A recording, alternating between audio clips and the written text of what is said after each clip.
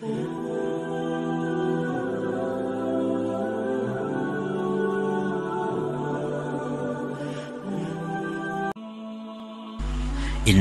khabba'a salasan fi salasin, khabba'a ridah fi ta'atih, fala tuhakkiranna ta'atallah syai'a, wa khabba'a sukhtah fi ma'siyatih, fala tuhakkiranna ma'siyatallah syai'a, wa khabba'a awliya'ahu fi ibadih, fala tuhakkiranna ahadan la'allahu waliyullah.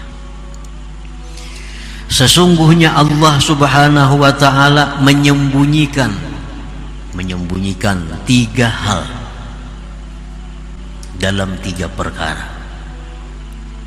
Pertama, Allah menyembunyikan keridhaannya di dalam taat.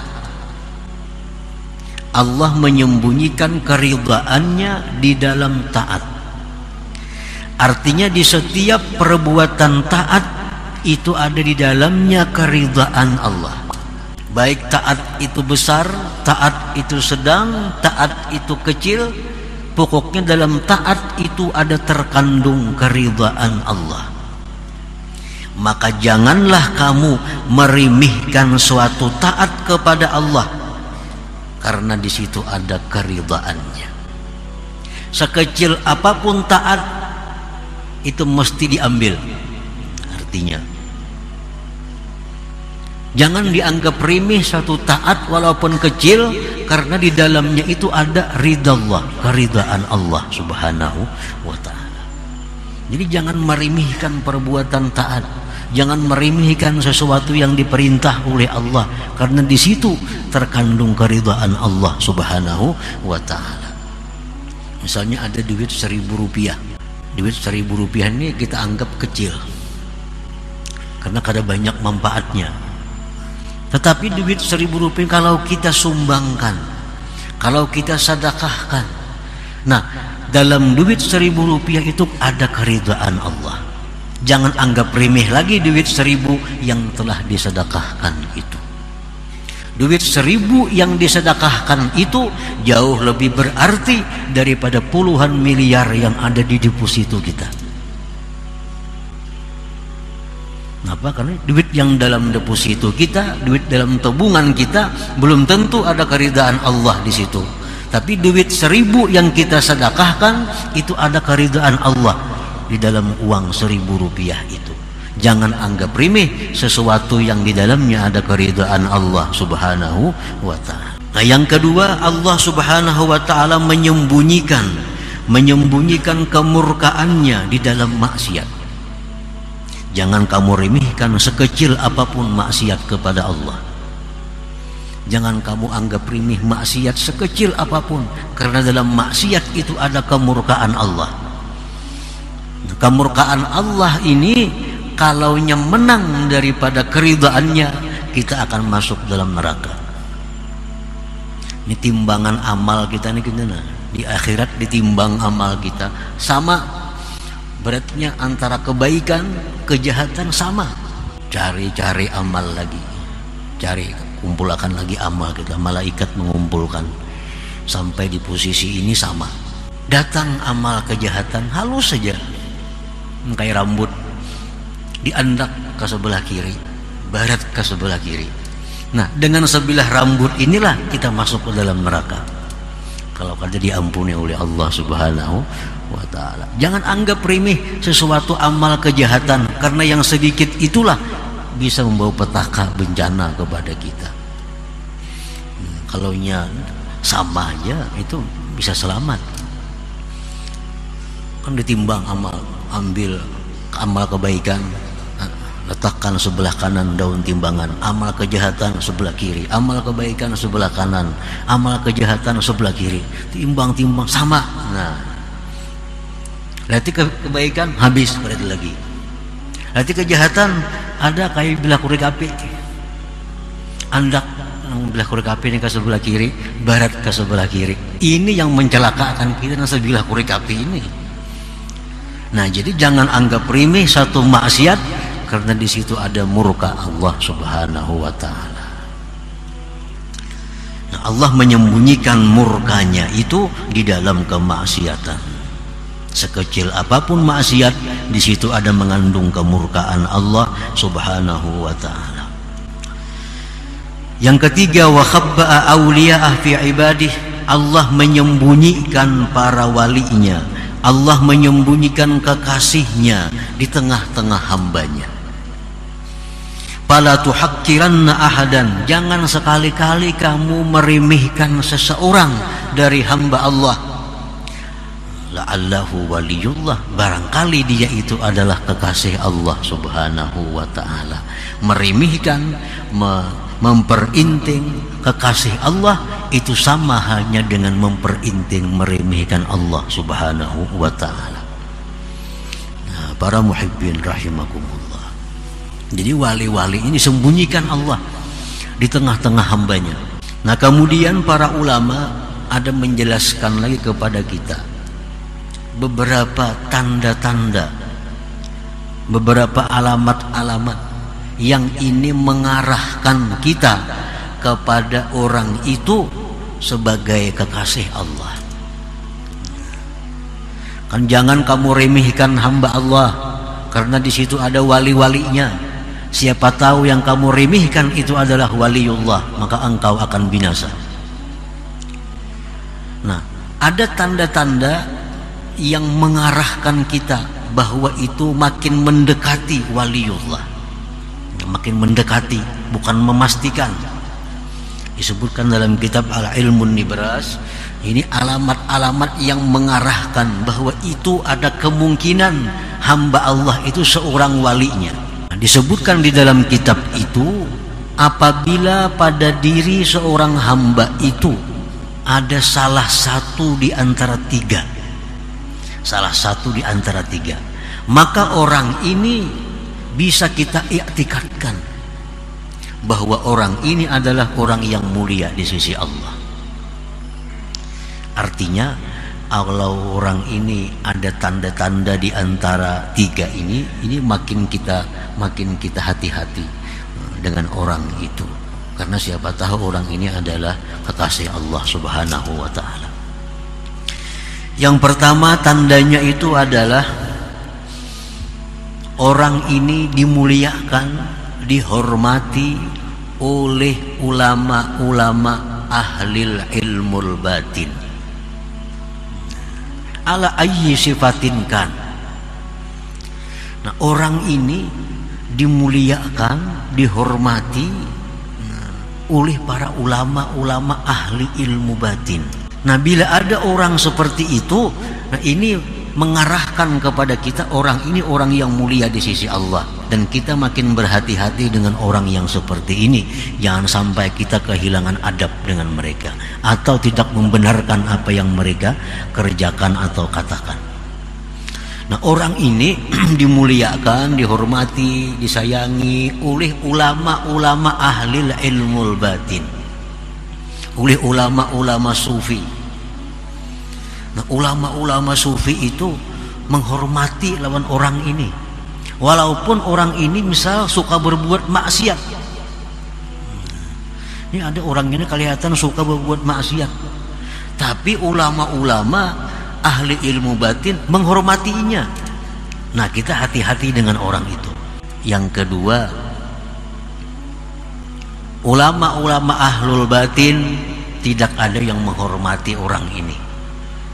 Tetapi orang ini orang yang kuat dalam agamanya,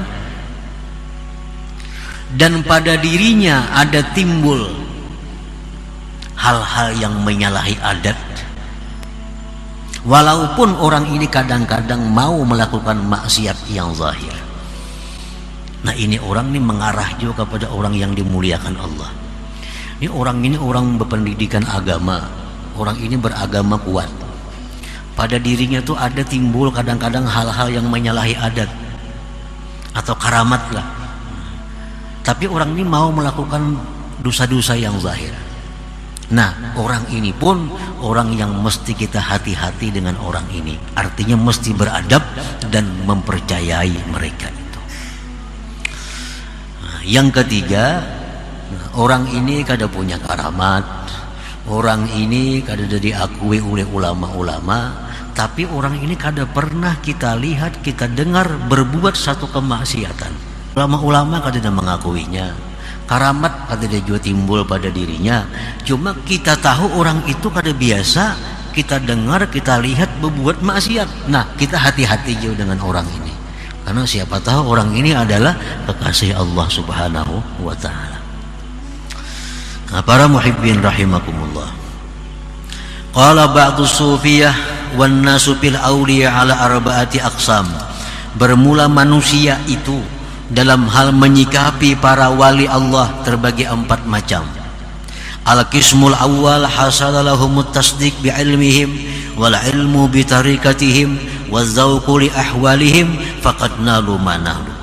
Manusia yang pertama yang menyikapi para aulia Allah, mereka ini, manusia ini membenarkan dengan wali-wali Allah. Mereka membenarkan dengan ilmu mereka, mengetahui dengan tarikat mereka, dan merasakan seperti apa yang mereka rasakan. Maka ini manusia adalah sudah tergolong golongan mereka. Ini ada orang wali-wali, ada para aulia Allah. Terhadap para wali ini ada Syekh Abdul Qadir Jilani, ada Faqih Muqaddam, ada wali-wali lainnya. Inya percaya dengan mereka, dan inya mengetahui tarikat mereka itu, dan inya pun merasakan seperti apa yang mereka rasakan. Nah, ini orang sudah jelas termasuk golongan mereka. Ini percaya dengan apa yang diucapkan oleh Faqih Muqaddam.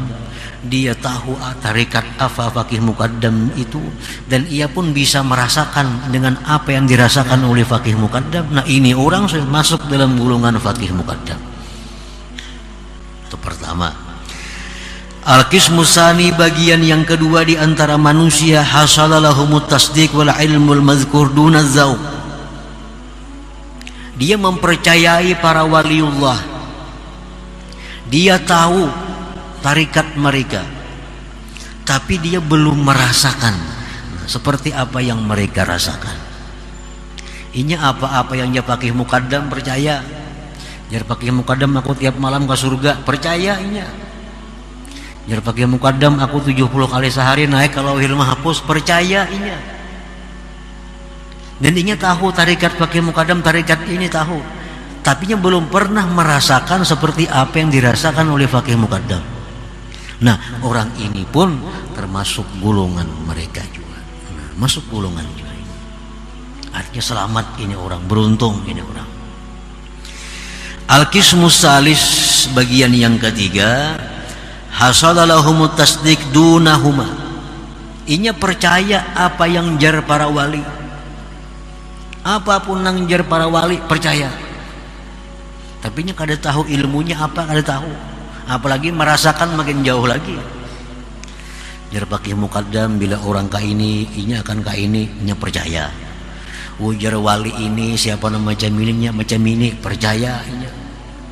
Jar Faqih, jar seorang wali malam tadi aku ke Makkah, subuh ini datang, percaya inya.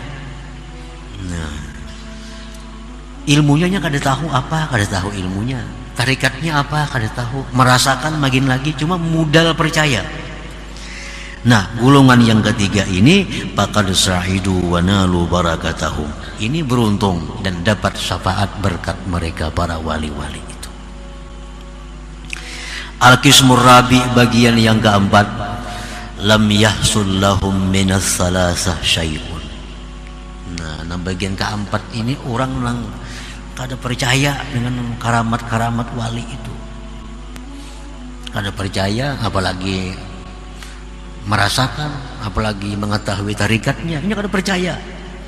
Apa yang ada dalam kitab-kitab manakib bahwa si wali ini dia sehari semalaman bisa keliling dunia, ini kada percaya, kada mungkin, kada masuk akal jadinya itu.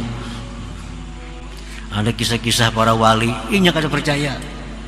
Nah, orang seperti ini percaya kada, mengetahui tarikat mereka kada, merasakan apa yang mereka rasakan kada juga. Hadza yuhramu barakatahum, ini orang dicegah berkah mereka. kada akan dapat berkah mereka. Wa qala syuyukh, dan berkata para syekh, wa yukhsha alaihi su'ul khatimah, dikhawatirkan atas orang ini meninggal dalam su'ul khatimah. Kalian mempercayai Ujar Abdul Qadir Jailani, Syekh Abdul Qadir, siapa yang mengamalkan amalanku mati ke surga? Udah percaya nih tuh, jangan Nabi mendakan aku percaya, ujarnya umpamanya nih.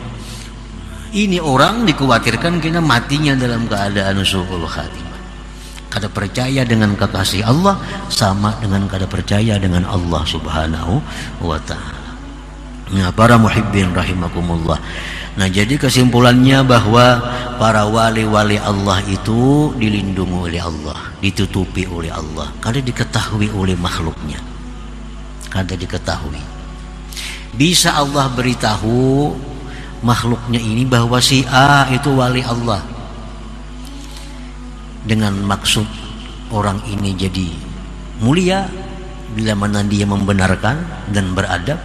Dan orang yang diberitahu Allah bahwa orang itu waliullah, dia bisa celaka kalau dia tidak percaya dan tidak beradab dengan mereka itu.